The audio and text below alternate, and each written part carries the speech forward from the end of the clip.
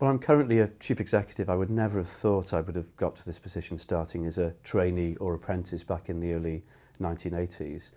I'm not sure I chose it as a route at that time, an apprenticeship. I think it found me. They were very difficult times in the early 1980s. Economically, jobs were scarce. I was umming and ahhing, should I choose a university route or a job?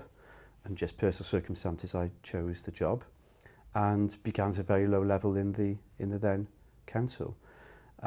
Lots of people watching this will be thinking, should I be choosing an apprenticeship at all? Should I be choosing one with a particular employer, such as the Fflint County Council?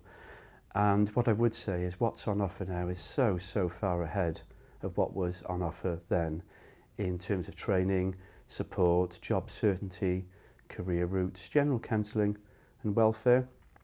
And my experience of the programme back in 1981, a long time ago now, was it did feel like quite cheap labour.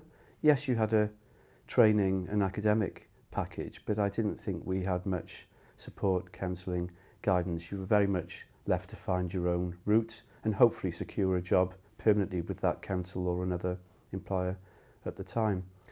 I think from my experience from today, my advice to anybody taking this route would be select carefully.